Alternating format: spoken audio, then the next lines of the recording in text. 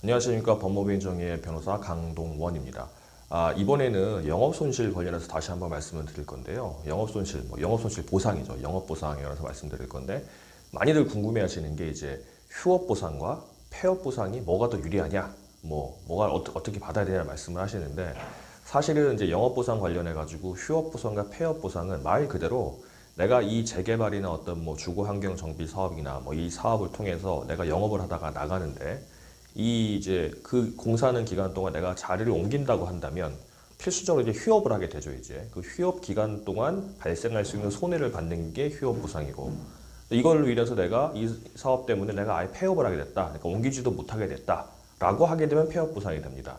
그러니까 뭐가 더 유리하냐를 따지는 게 아니라 내가 그냥 이거를 사업을 옮기느니 그냥 폐업하고 말겠다, 그래서 폐업 보상을 받겠다, 이게 되는 게 아니고 이제 휴업 보상과 폐업 보상에 대해서 정해져 있습니다. 그게 어떻게 기준이 되냐면 사업의 규모라든가 성질이라든가 영업이익의 정도라든가, 그러니까 이제 옮김에 따라서 영업이익이 바뀐다든가 해서 그 사업 구역 내 아니면 또 인접 시군구 쪽에서 비슷한 유사한 영업을 할 수 있으면 휴업 보상만 받을 수 있게 돼 있는 거고, 내가 넘어진 김에 누웠다 간다고 이번에 휴업하게 되니까 나 그냥 하기 싫다 폐업할래 이런다고 폐업되는 게 아니고, 아까 제가 말씀드린 것처럼 여러 가지 정황을 봤을 때 폐업을 할 수밖에 없겠다, 그렇게 되면은 이제 폐업 보상이 되는 겁니다.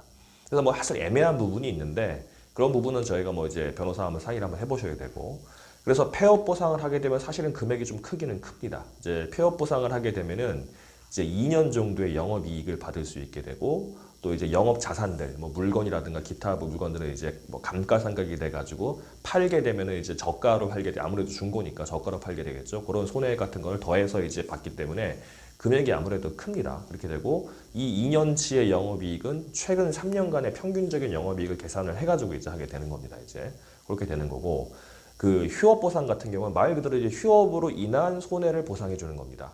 그래서 휴업 보상 같은 경우 보통 영업이익 4개월치라고 하죠. 이제 보통 이제 옮기게 되면 4개월 정도면은 옮기는 준비하고 옮기고 다시 이제 그 사업을 시작하는 데 있어서 그 정도면 된다라고 하는 거고, 특수한 사정에 따라서 4개월이 아니라 훨씬 더 많이 걸린다, 예를 들어서 큰 공장을 하고 있다, 이런 경우는 4개월이 안 될 수도 있겠죠. 이제 그런 것들은 그런 사정을 입증해서 더 많이 받을 수가 있고, 또 그 영업용 자산, 물건이라든가 기계 같은 거 옮기는 데 필요한 이전 비용, 감가상각 비용, 그리고 휴업 기간 동안에 사람이 반드시 있어야 된다고 한다면 그 사람의 인건비 등등등을 다 받을 수가 있습니다. 그리고 또 이제 옮겼을 때 다른 곳에서 시작을 하니까 이제 홍보도 해야 되고 다른 이제 인테리어도 해야 되고 할 텐데, 그런 비용까지 해가지고 영업 보상을 받을 수가 있습니다. 근데 이게 반드시 폐업 보상이 2년치니까 폐업 보상은 2년치 영업이익이고 휴업 보상은 4개월치 영업이익이니까 폐업 보상이 더 유리한 거 아니냐 하겠는데, 그렇지가 않아요.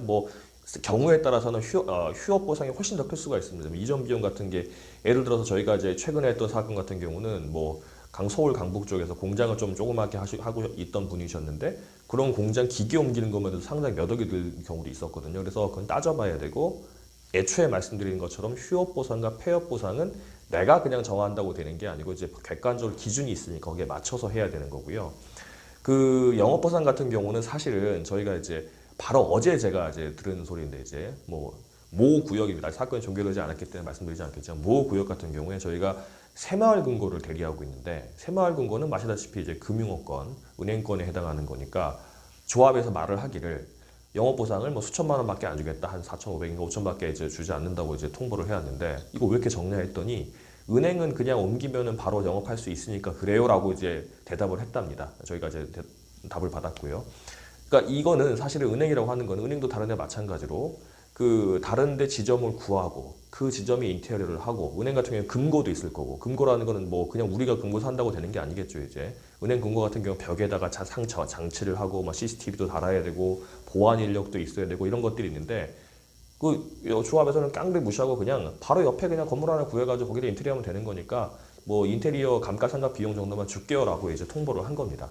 그러니까 이런 거는 이제 이 조합이 나빠서 그런 게 아니라 이제 무지한 거죠. 왜냐하면 영업이라고 하는 거는 어느 업종이나 특수성이 있는 거고, 우리가 이제 자료를 내면 거기다 검토를 해야 되는데, 그냥 이제 만연히 조합들을 그냥 영업보상 영업이익 얼마치 4개월치 얼마 돼요, 그거 해야지 계산해가 줄게, 이렇게만 하게 됩니다. 그러면 이제 그냥 가만히 멍 있으면 그냥 다 놓치는 거고, 아까 제가 말씀드린 그런 여러 항목들, 영업이익이라든가 감가상각분이라든가 홍보 비용이나 등등등을 견적을 뽑아서 자료를 내서 청구를 하게 되면 훨씬 더 많이 받을 가능성이 많습니다. 뭐 최근 사례로는 저희가 이제 경기도 쪽에 어느 조합이었는데 고물상을 하던 분이었는데 조합이 500만 원 제시하는 건 저희 9천만 원이 좀 넘게 받았었는데 고물상 같은 건 특성상 현금 매출 같은 게 많이 좀 누락이 되고 뭐 비용을 좀 많이 높게 잡아서 세금을 거의 신고하지 않다시피 하는데 고물상뿐만 아니라 소상공인들은 대부분 그렇게 하겠죠. 이제 그렇게 하는데 그런 국세청에 신고된 소득이 아니라 이제 실제 소득으로 계산할 수 있기 때문에 그런 부분을 청구를 하게 되면 훨씬 많은 사례가 있었습니다. 그래서 또 휴업 보상이든 폐업 보상이든 뭐가 유리할지 또 내가 어디에 이제 해당하는지는 이제 변호사 상담을 해보셔야 되고 또 어느 경우에 해당한다고 하더라도 각 보상 종류별로 각 항목들이 뭐가 있는지 꼼꼼히 따져서 그 자료로 이제 조언을 받아서 저희한테 주시면 저희가 정리를 해가지고 청구를 하고 뭐 지토이나 중토를 거쳐서 금액을 받을 수 있게 될 거고요. 또 경우에 따라서는 행정소송까지 할 수 있을 겁니다. 그리고 영업보상이 되지 않으면 사실은 이제 명도가 되지 않기 때문에 조합들이 많이들 협상을 하자고 합니다. 그러니까 뭐 토지나 건물 보상도 협상하는 경우가 있기는 하는데 영업보상은 더 많이 그러는 게 이게 이제 영업보상이 토지 건물 보상보다 보통 나중에 하는 경우가 많아요. 그 말은 토지 건물 보상은 자금이 많이 확보되고 준 다음에 그 다음에 영업보상 한다는 말이고 그러면 영업보상이 문제가 될 때쯤이면 조합이 상당 부분 토지 및 건물 보상을 다 했고 이제 조금만 더 하면 공사에 들어갈 수 있는데 이 영업보상 때문에 못 들어가는 거니까 빨리 협상하자고 하는 경우가 상당히 많습니다. 그래서 영업보상을 받을 때 그냥 너무 당황하거나 그러지 말고 또 스트레스 받을 필요도 없고 좀 느긋하게 마음 먹으면서 영업을 하시면서 보상을 받으시면 될 거고 마지막 하나 말씀드리고 싶은 거는 재개발이나 어떤 사업이 들어가가지고 다 철거가 되고 이사 가고 하면 거기서 장사를 하시는 분들은 사람이 없으니까 영업이익이 떨어지게 됩니다. 당연히 그게 정상인데 그 영업이익이 떨어지니까 나는 너무 금액이 적게 받는 거 아닌가 하는데 그거는 걱정하실 필요 없습니다. 이 사업으로 인해서 감손이 발생된 영업이익에 대해서는 원래 감소하지 않은 걸로, 그러니까 원래 영업이익대로 해가지고 청구를 하게 돼 있기 때문에 근데 조합은 그런 거 신경 안 씁니다. 이제 내가 옛날에 월 1,000만 원 벌다가 지금 300만 원 벌면 떨어졌으니까 그 돈 줄게 이렇게 하는데 그건 신경 쓰지 마시고 그 전에 걸로 할 수가 있으니까 자료만 있다고 한다면 할 수 있으니까 예전 장부라든가 하다못해 뭐 현금 같은 거 내가 가지고 있다가 은행에 입금시켰다 그럼 입금 내역이라든가 챙겨서 변호사의 도움을 받으시면 될 겁니다.